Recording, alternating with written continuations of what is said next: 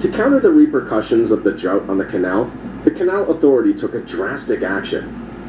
The main emergency measure taken is to drastically reduce the number of ships allowed on the canal. With only 22 crossings per day for a time last year, the canal had implemented restrictions unseen for over 30 years. This situation created a real bottleneck, with some ships having to wait more than 10 days.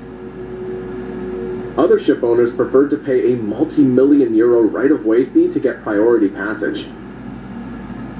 Today, however, the situation's improving. The level of the lakes is rising, while the rainy season is due to last until November.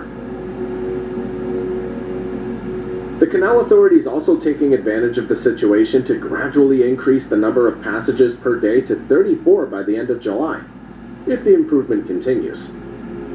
On the meteorological front, another piece of good news is the end of the El Nino weather phenomenon. This was an aggravating factor in the drought that affected the country in particular. But while the indicators are no longer totally in the red, vigilance is still called for.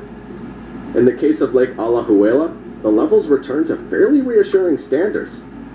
This is not really the case for Lake Gatun, the canal's main crossing point. It's risen by almost a meter in the space of a year, from 24 to 25 meters in depth, according to data supplied by the Panama Canal. However, its level is considered satisfactory at 26 meters. A meter's difference may seem minimal, but it's essential. To realize this, we need to go back to 2016. That was the year in which the final renovation work on the Panama Canal was completed. 10 years to build, among other things, new locks to accommodate some of the world's largest sea monsters, the Neo-Panamax. In addition to the locks, a huge amount of work was carried out on Lake Gatun to deepen its bed. On completion, the lake gained 50 centimeters in depth. Specialists point to the canal's extension in 2016 as the key to understanding the problems the infrastructure faces today.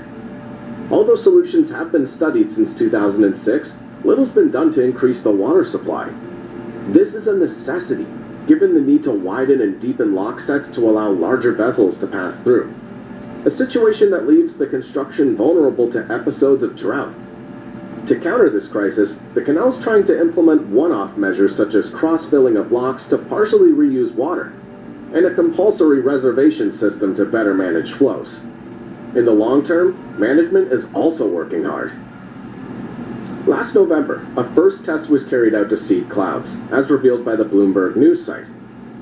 The technique involves modifying the structure of clouds to encourage condensation and provoke precipitation. A method that's yet to prove its effectiveness. Another solution, surely the most widely promoted, is to build a dam to create a water reservoir large enough to maintain sufficient volume in the canal. The most widely publicized option is to dam the Indio River to the west of the canal.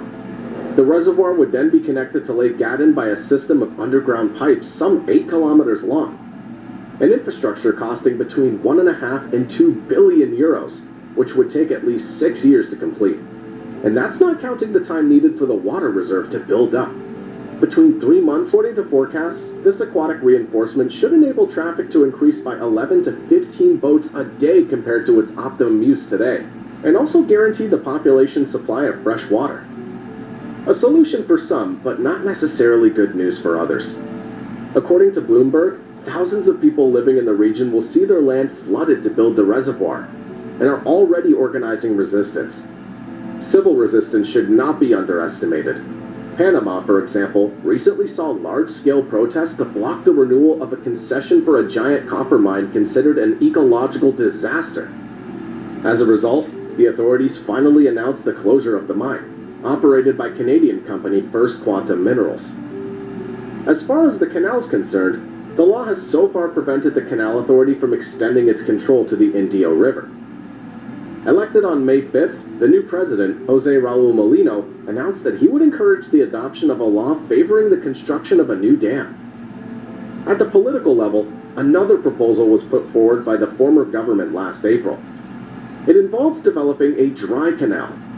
This project is intended to complement the Panama Canal in transporting goods by means other than sea from one ocean to another.